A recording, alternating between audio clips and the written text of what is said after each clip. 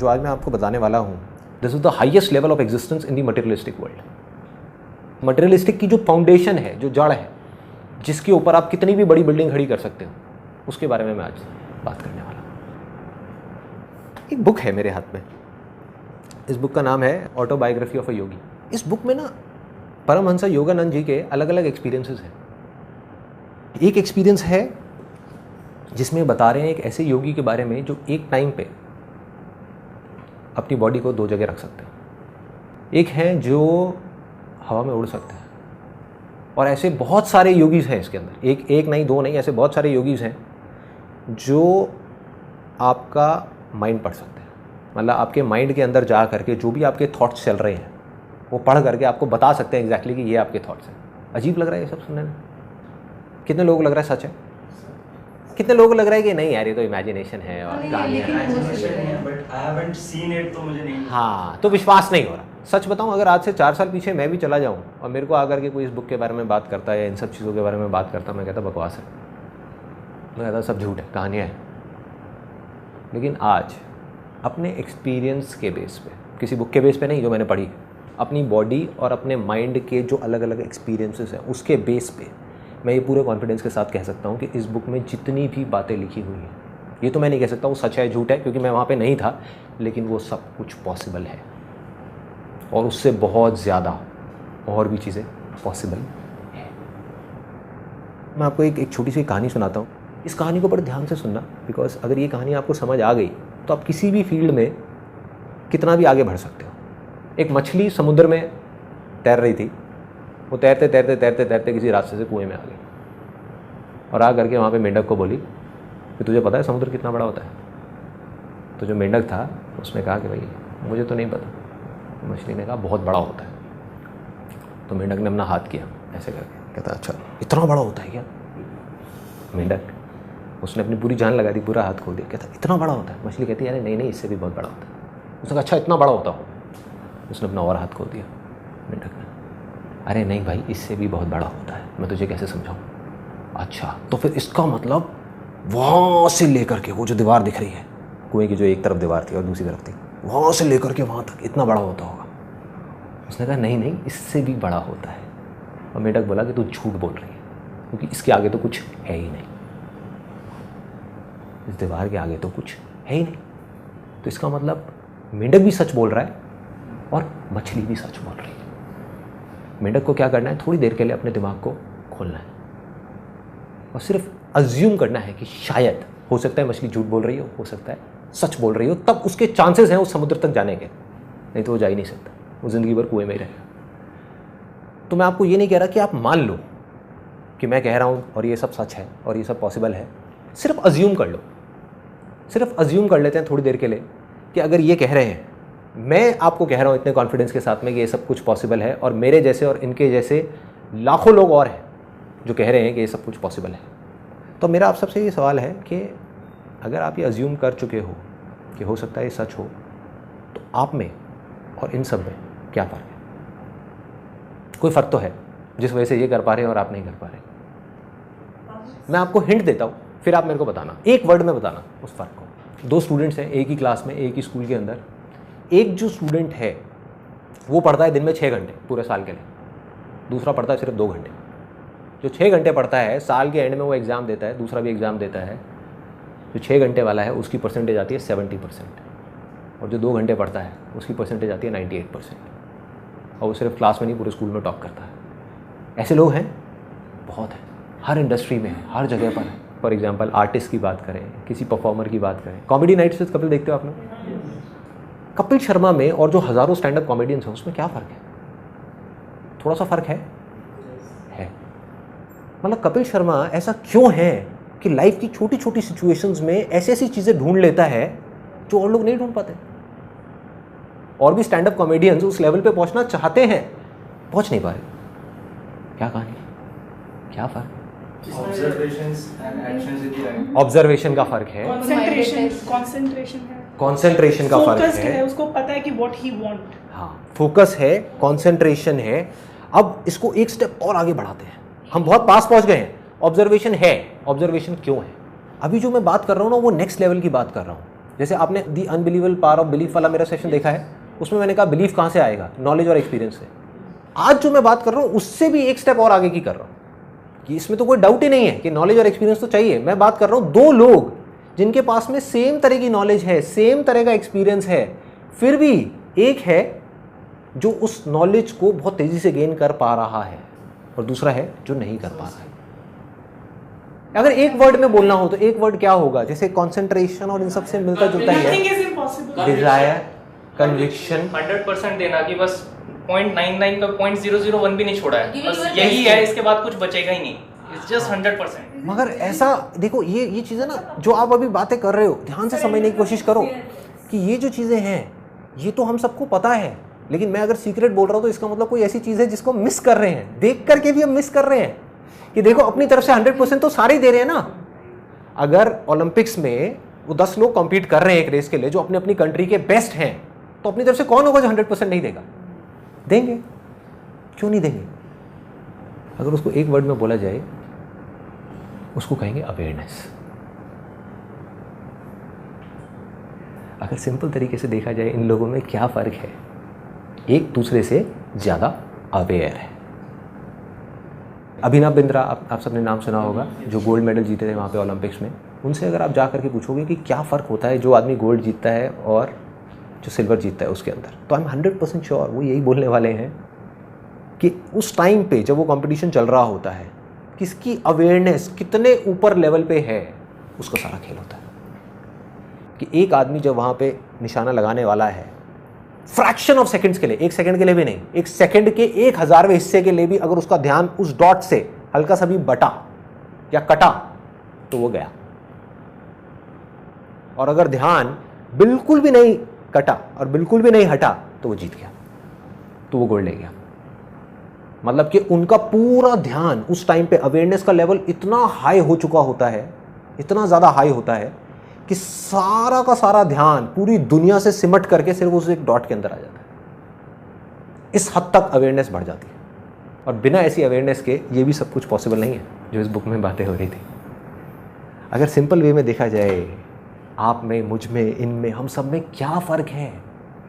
किसी का awareness level थोड़ा सा कम है, किसी का थोड़ा ज़्यादा है, किसी का बहुत ज़्यादा है, किसी का बहुत ही ज़्यादा है। जिसका जितना ज़्यादा है उसके लिए पॉसिबिलिटीज़ उतनी ही ज़्यादा है। वो सिर्फ एक काम में नहीं, वो किसी भी काम में हाथ डालेगा वो सक्सेसफुल हो जाएगा। किसी भी काम को बहुत जल्दी सीख सकता है, किसी भी काम में बहुत आगे निकल सकता है।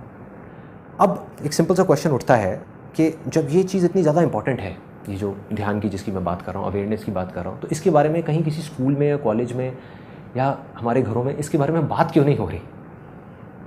जबकि वो बेस है। एक क्लास के अंदर 50 स्टूडेंट्स हैं, सबको बोला जा रहा है, उनके घर पे भी और वहाँ पे क्लास में भी, पढ़ो पढ़ो पढ़ो पढ़ो, ध्यान लगाओ ध्यान लगाओ ध्यान लगाओ। कोई ये क्यों नहीं बता रहा कि ध्यान कैसे लगाएं?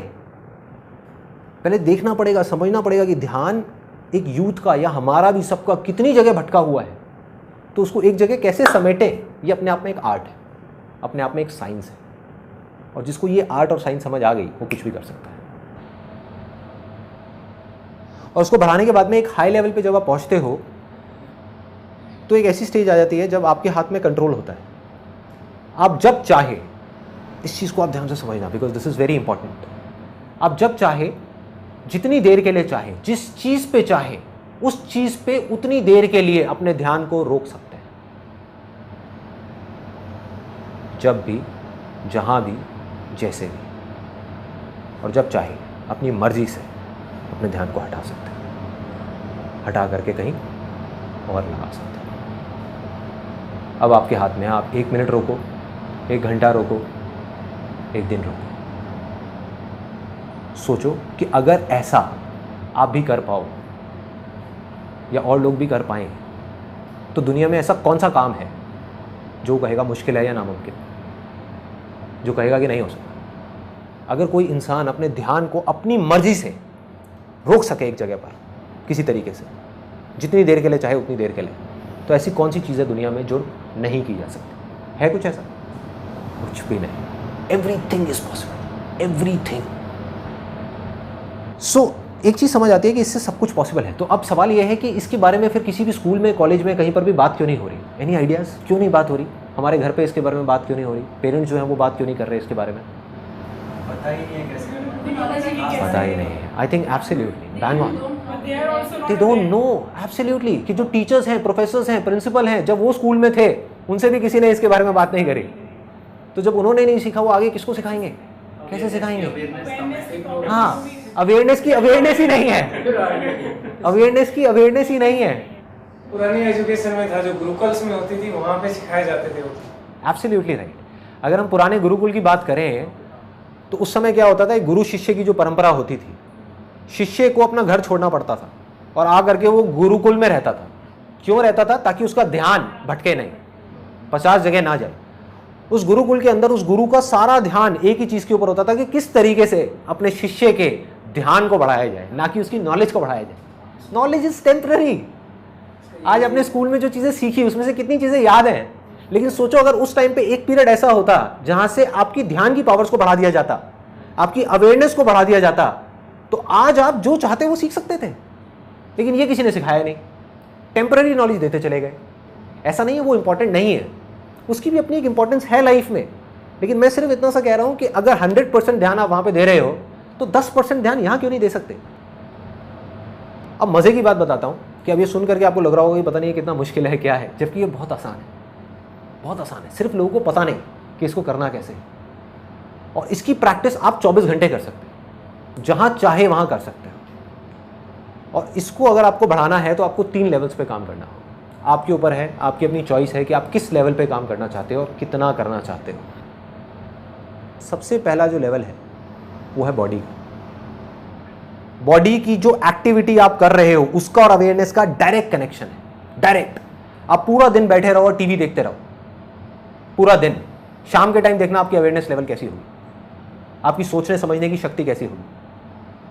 और आप पूरा दिन बहुत ज्यादा एक्टिविटी भी ना करो, कम भी ना करो, लेकिन एक्टिव रहो। उस समय आप देखना आपकी अवेयरनेस लेवल कैसी है। सिंपल, कोई रॉकेट साइंस नहीं है। तो सबसे पहला क्या है कि बॉडी को एक्शन में लेकर के आना पड़ेगा, उतना ही हमारी अवेयरनेस बढ़ेगी। अब वो कैसे लाना है, ये क्वेश्चन आता है सबसे पहले। तो मैं आपको ये तो नहीं बता सकता कि आप क्या करोगे, बिकॉज इसके 1000 तरीके हैं। मैं ये बता सकता हूँ 4-5 चीजें कि मैं क्या करता हूँ। सुबह उठते ही सबसे पहले ऑयल पुलिंग करता हूँ। ऑयल पुलिंग एक टेक्निक है जिसको आप गूगल पे जाकर के सर्च कर सकते हो। ये इंडिया से ही शुरू हुई थी, आयुर्वेदा से। अब पूरे वर्ल्ड में लोग कर रहे हैं, इंडिया में बहुत कम लोग जानते हैं इसके बारे में। ऑयल पुलिंग बहुत सिंपल है। सुबह उठ करके एक सेसमे ऑयल होता है, तिल का तेल होता है, उसको आपको अपने मुंह में रखना है उठते ही, बिना ब्रश किए, बिना कुछ किए, और 15 मिनट के लिए कुल्ला करते रहना है। और उसके बाद में थूक देना ले जा करके फ्लश में। उससे होगा क्या? उससे आपकी कम से कम हजारों बीमारियों में आपको फायदा होगा। आपका पूरा का पूरा डाइजेस्टिव ट्रैक्ट डिटॉक्स हो जाता है। और दूसरा सबसे बड़ा पॉइंट जिसका डायरेक्ट कनेक्शन है अभी इस चीज़ से जिसकी मैं बात कर रहा हूँ, बॉडी की एक्टिविटी बढ़ाने की, आपका आलस मर जाएगा। आलस गायब 15 मिनट के अंदर। प्रॉब्लम है क्या, जड़ क्या है? मेरा जो मकसद है इस सेशन को करने का वो ये नहीं है कि कुछ थ्योरेटिकल बातें करके यहाँ से खत्म कर दूँ ना, प्रैक्टिकल सोल्यूशन। जड़ क्या है कि जब सुबह उठते हैं तो अवेयरनेस लेवल इतना कम होता है हमारा, क्योंकि आजकल ज़्यादातर लोग रात को लेट सोते हैं, लेट सोए, थक करके सोए, उसके बाद में सुबह लेट उठ रहे हैं, तो अवेयरनेस लेवल गिरा हुआ है ना। उस टाइम पे किसी तरीके से अगर आप जल्दी उठना चाहते हो तो अपनी अवेयरनेस को बढ़ाना है। वो कैसे बढ़ेगी? Oil pulling is a way out. आप वो करो, एकदम एक्टिव हो जाओगे, आपका आलस गायब। आंखों के अंदर जो नींद सी आ रही होती है सुबह उठने के बाद में, बॉडी पूरी ढीली होती है। क्यों होती है? क्योंकि टॉक्सिन्स भरे हुए होते हैं पूरी बॉडी के अंदर। वो टॉक्सिन्स गायब, पूरी की पूरी बॉडी क्लीन हुई, एनर्जी लेवल एकदम हाई हो जाएगा, आपका अवेयरनेस लेवल बढ़ेगा। वो बढ़ते ही अब उसको यूज़ करना है। क्या करना है? इमीडिएटली स्ट्रेचिंग करनी है। यही मैं करता हूँ। उठते ही सबसे पहले सुबह बेसिक स्ट्रेचिंग करी, ये किया, ये किया, ये किया, ये किया, हल्की फुल्की, ज़्यादा नहीं। उससे बॉडी और एक्टिव में आई, अवेयरनेस लेवल और बढ़ी हमारी। उसके बाद में मैंने क्या किया हुआ, अपने घर में थोड़ा सा पुशअप्स वगैरह कर लिए, एक रॉड लगवाई हुई है जिसके ऊपर थोड़े से चिनअप्स वगैरह कर लिए और ये सब कर लिया। उसके बाद में योगा कर लेता हूँ 20 मिनट के लिए, ज़्यादा नहीं, मतलब ये नहीं कि 1 घंटे के लिए करना है, 2 घंटे के लिए करना है। कभी पार्क चला गया जॉगिंग करने के लिए। इन अदर वर्ड्स, किसी भी तरीके से अपनी बॉडी को एक्टिव करता हूँ सुबह सुबह, क्योंकि अगर आपने सुबह अपनी बॉडी को एक्टिव नहीं किया तो नहीं कर पाओगे। ये जड़ है। मतलब जिस बॉडी को मैं एक्शन में लाने की बात कर रहा हूँ वो एक्शन में क्यों नहीं आ रही? क्योंकि जब हम सुबह उठे तभी इतना आलस भरा हुआ है कि वो आलस हमको जकड़ लेता है और धीरे धीरे धीरे धीरे दिन के एंड तक पहुँचते पहुँचते हम जा करके पड़ जाते हैं और कुछ समझ नहीं आ रहा होता कि क्या हो रहा है। अगर सुबह ही आपने अपने आप को एक्टिव कर दिया तो काम हो गया। दूसरा मैं क्या करता हूँ, कभी भी लिफ्ट यूज़ नहीं करता, हमेशा सीढ़ियाँ यूज़ करता हूँ। चाहे मुझे 5वें फ्लोर पे जाना है, 10वें पे जाना है, चाहे 20वें फ्लोर पे जाना है, हमेशा सीढ़ियों से जाऊँगा। सिंपल से आइडियाज़ हैं, सिंपल आइडियाज़ हैं जो कोई भी प्रैक्टिस कर सकता है अगर करना चाहे तो। और ये चीज़ साइंटिफिकली प्रूव हो गई है। बजाय ये कि आप 1 घंटा नॉन स्टॉप एक्सरसाइज करो, अगर 5-5 मिनट की दिन में 10 बार करो, that is much more effective. Body lethargic mode में जा रही है, एक्शन दे दो। सो ये हो गया पहला लेवल, मतलब कि बॉडी के लेवल पे। अब आ जाते हैं दूसरे लेवल पे, वो है माइंड का लेवल। ये बहुत इंटरेस्टिंग है कि माइंड के लेवल पे अवेयरनेस को कैसे बढ़ाना है, क्योंकि जो माइंड है हमारा वो बॉडी को कंट्रोल करता है। बॉडी के जितने भी फंक्शंस हैं, बहुत कम लोग इस बात को समझ पाते हैं कि बॉडी की अपने आप में कोई एग्जिस्टेंस ही नहीं है, सब कुछ माइंड के हाथ में है। बस माइंड हमारे हाथ में नहीं है, इसलिए हम इस बात को नहीं समझ पा रहे। माइंड के लेवल पे क्या करना है, बहुत सिंपल है। माइंड का क्या नेचर है, एक टाइम पे 10 जगह भागना, 10 जगह भागना, है ना। अब जो मैंने आपको एग्जांपल दिया था कि 2 बच्चे हैं, एक ही क्लास में है और एक 2 घंटे पढ़ता है, एक 6 घंटे पढ़ता है, दोनों में क्या फ़र्क है? एब्सोल्युटली। वो पढ़ाई के देखो कितना सिंपल है, कितना, कोई रॉकेट साइंस नहीं है, कोई बड़ी बड़ी बातें नहीं है कि जो 2 घंटे पढ़ता है वो पढ़ने के टाइम पे सिर्फ पढ़ता है, और जो 8 घंटे पढ़ता है या 6 घंटे पढ़ता है वो पढ़ने के टाइम पे और बहुत कुछ करता है। So simple. Multitasking is like the trend of today's adults और चिल्ड्रन। हाँ, तो फिर उसको कैसे डील करेंगे बच्चे? It's a very good question. देखो, मल्टीटास्किंग का मतलब तो ये है कि हम एक टाइम पे बहुत सारे काम कर सकें, लेकिन उस सेकंड में नहीं, उस 1 मिनट में जब हम एक काम को कर रहे हैं तो उस टाइम पे उस काम को करें, 1 मिनट बाद उस काम को छोड़े दूसरे काम को करें, दूसरे को छोड़े तीसरे को करें, तीसरे को छोड़े चौथे को करें। मल्टीटास्किंग का मतलब ये नहीं कि हम एक साथ 4 कामों को करने की कोशिश करें। फॉर एग्जाम्पल, अगर मैं ऑफिस में मैं 4 कामों को एक साथ करने की कोशिश करूँगा, कुछ लोग करते हैं कोशिश ऐसा काम करने की, वो पागल हो जाते हैं, वो बौखला जाते हैं, यार मेरे से नहीं हो रहा, काम बहुत सारा है, मेरे से नहीं होगा। क्यों नहीं होगा? क्योंकि वो एक साथ करने की कोशिश कर रहे हैं। वो मल्टीटास्किंग का मतलब ये निकाल रहे हैं कि एक साथ में 4 फाइलों को देखना है। अरे नहीं, ये एक साथ में दोनों हाथों से लिखना है, ये नहीं है मल्टीटास्किंग। मल्टीटास्किंग है कि आपके पास में 10 काम आए, एक को किया हटाया, दूसरे को किया हटाया, तीसरे को किया हटाया। जब तीसरे को कर रहे हैं तो पहले और दूसरे के बारे में नहीं सोच रहे, चौथे, 5वें, 6ठे, 7वें के बारे में नहीं सोच रहे, सिर्फ तीसरे के बारे में सोच रहे। That is multitasking. जिस लेवल की मैं बात कर रहा हूं आपके हाथ में पूरा कंट्रोल, कि आप जब चाहो अपने ध्यान को लगा सको और अपने ध्यान को हटा भी सको, which is more important than लगाना। फॉर एग्जाम्पल, किसी ने बिजनेस में अपना ध्यान तो लगा लिया, पैसा भी कमा लिया, लेकिन अब वो रात के टाइम अपनी फैमिली के साथ में बैठा हुआ है और उसके दिमाग में बिजनेस घूम रहा है, सोने की कोशिश कर रहा है, नींद नहीं आ रही, बिजनेस चल रहा है। मतलब आपका ध्यान वहां लग तो गया, लेकिन वहां से हट नहीं पा रहा, कट नहीं पा रहा, क्योंकि किसी ने सिखाया ही नहीं, कभी किसी ने बात ही नहीं करी कि ध्यान को हटाना कैसे है। कंसंट्रेशन तक तो फिर भी बहुत लोग बात करते हैं कि कंसंट्रेशन को कैसे बढ़ाना है, मगर ध्यान जब एक बार पीक पे पहुंच जाए तो उसको हटाना कैसे है, that is very very important. तो मैं क्या करता हूं, किस तरीके से अपने ध्यान को लगाता हूं? बहुत सिंपल है। माइंड और बॉडी को जो कनेक्ट करता है वो है हमारी ब्रेथ, हमारी जो सांसें, उसने माइंड और बॉडी को आपस में जोड़ा हुआ है। जहां आपकी सांसें बंद हुई, माइंड और बॉडी अलग अलग, बॉडी फिर सिर्फ एक बॉडी, उसमें कोई माइंड नहीं है। तो इन सांसों को आप एज अ टूल यूज कर सकते हो। आपको शुरू में टूल्स की जरूरत पड़ेगी, आप समझ गए? आप माइंड को कंट्रोल करने की कोशिश कर रहे हो, जो सबसे ज्यादा पावरफुल है, उससे ज्यादा पावरफुल इस दुनिया में कुछ नहीं है। तो उसको कंट्रोल करने के लिए आपको किसी टूल की जरूरत पड़ेगी। आप अगर चाहोगे कि ऐसे ही कंट्रोल हो जाएगा, तो ऐसे नहीं होने वाला। मैं आपको एक एग्जांपल बताता हूं, सिंपल सा। एक आप में से किसी ने मेरा वो देखा है, इल्यूजन टू रियलिटी वाला सेशन देखा है? उसमें मैंने बात करी थी 32 बार चबाने की। लोग इसी बात को पकड़ के बैठ गए कि इसका मतलब 32 बार चबाओ। वो कोशिश कर रहे हैं, 1 दिन किया, 2 दिन किया, फिर भूल गए। ऐसे ही होता है, ऐसे ही होता है।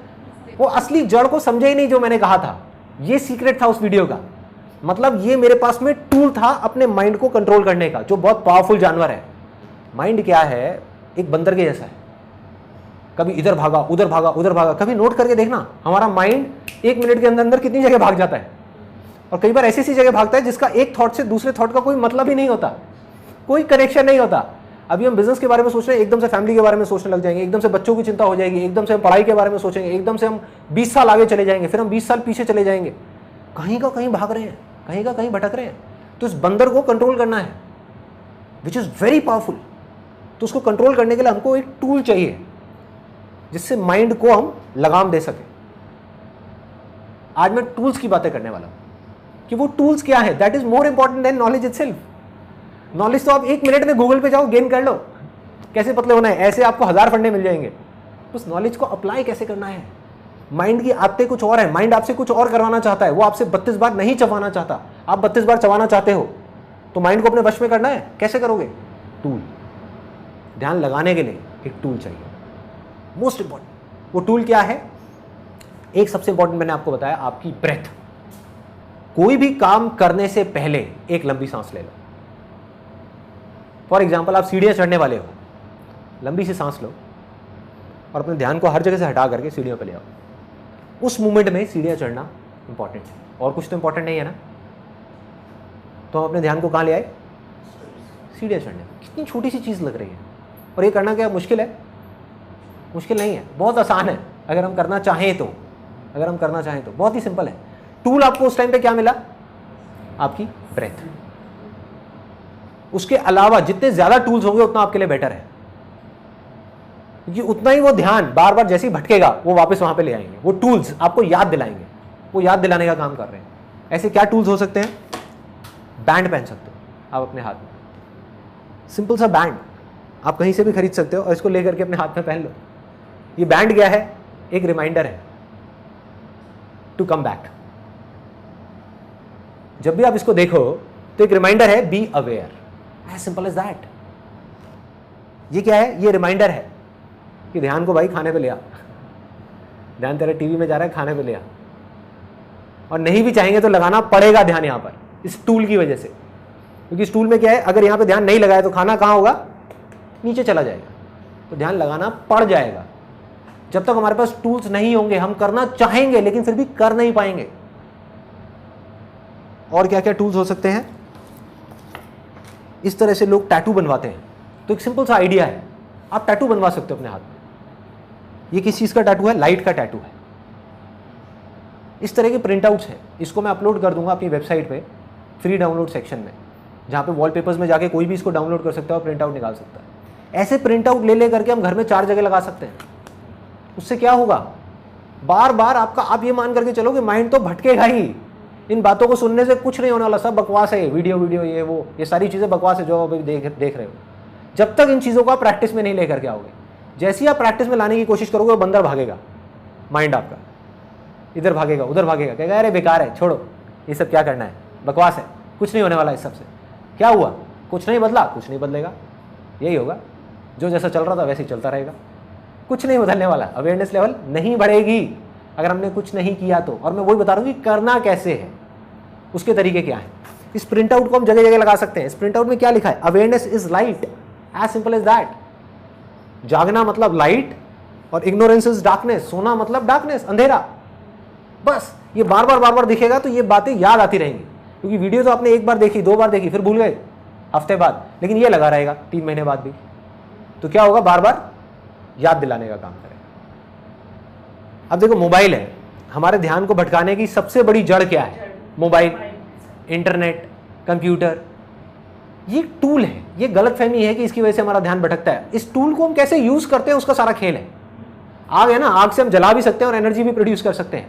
मोबाइल में आप हर 1 घंटे में रिमाइंडर लगाओ, be aware, awareness is light. हर 1 घंटे में क्या होगा?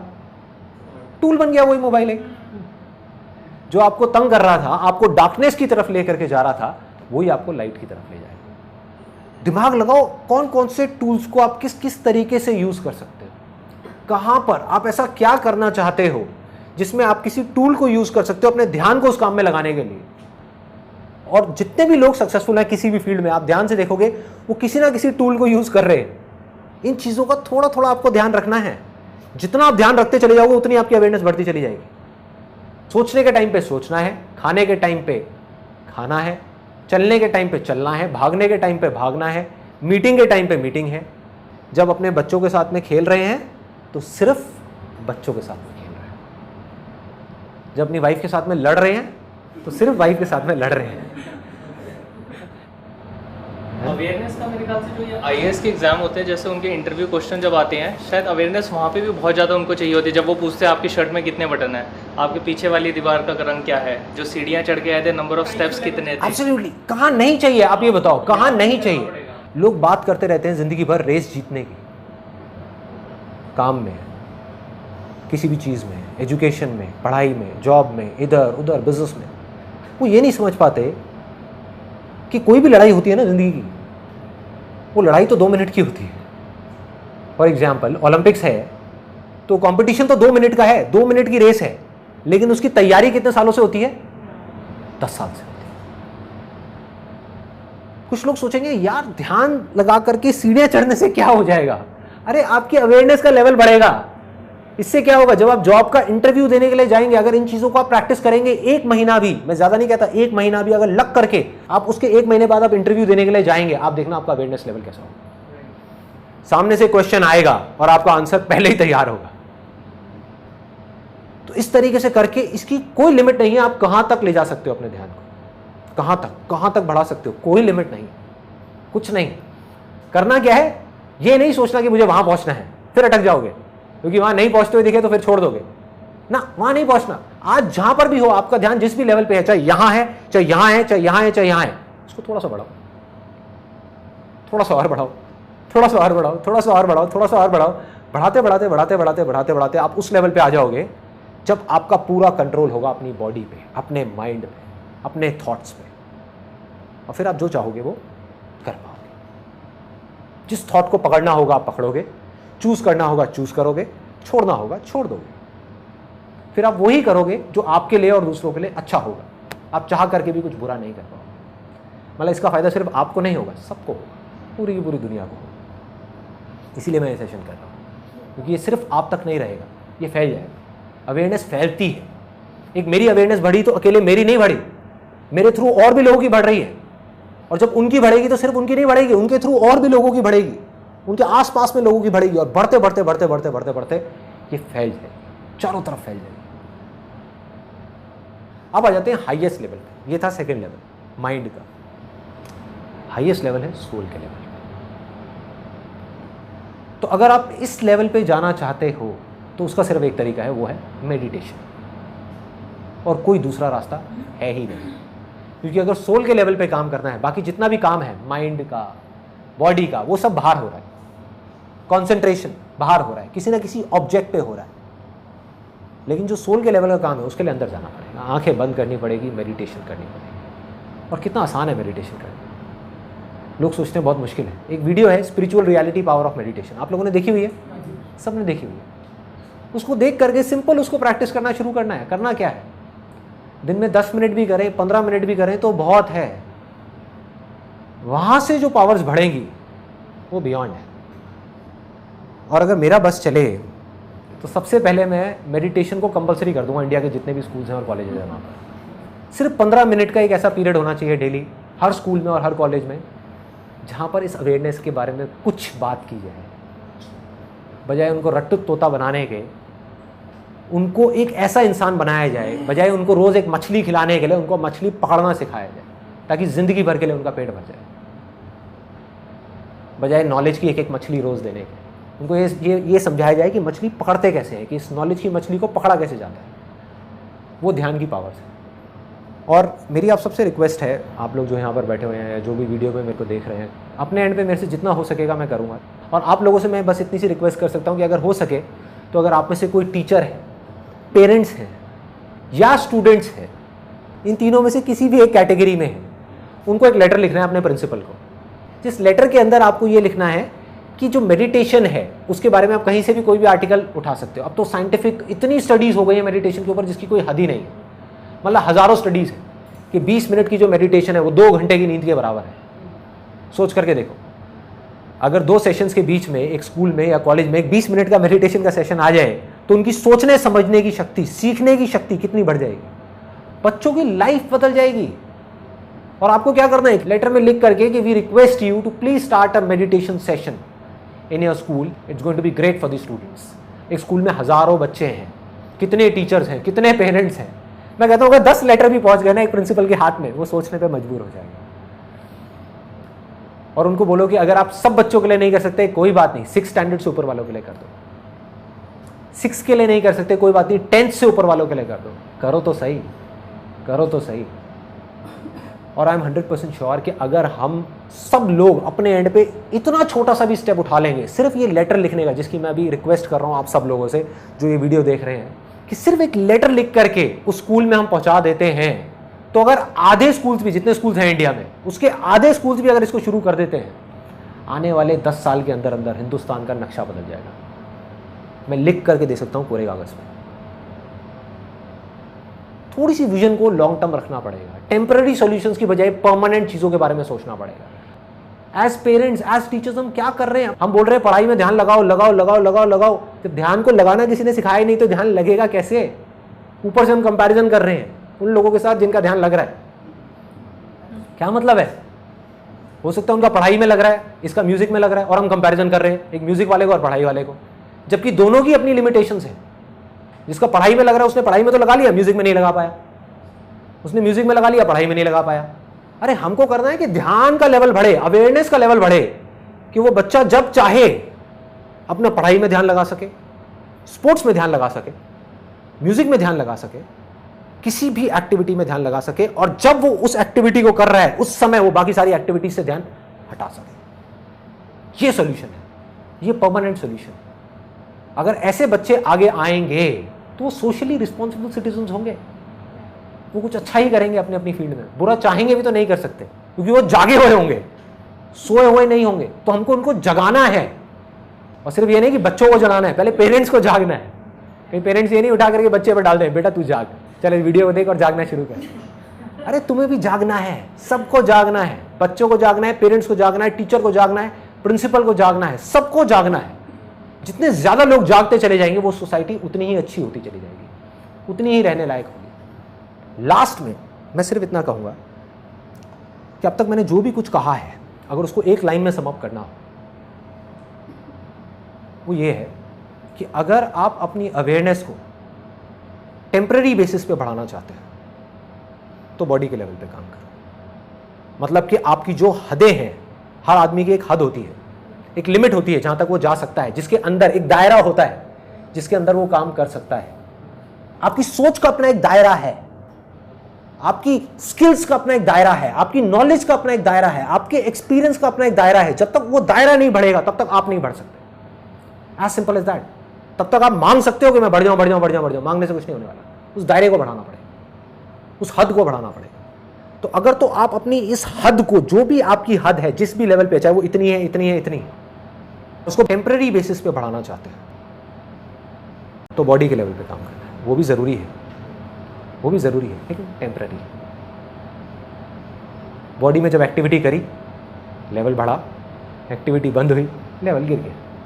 2 दिन के लिए एक्टिव हुए, ठीक हो गया, 2 दिन के लिए फिर एक्टिव नहीं हुए, गिर गया। टेम्पररी बेसिस जरूरी है लेकिन टेम्पररी। अगर इसको परमानेंट बढ़ाना है तो माइंड के लेवल पे काम करो। अगर अपनी हदों को परमानेंट बेसिस पे बढ़ाना है तो माइंड के लेवल पे अवेयर होना शुरू हो जाओ।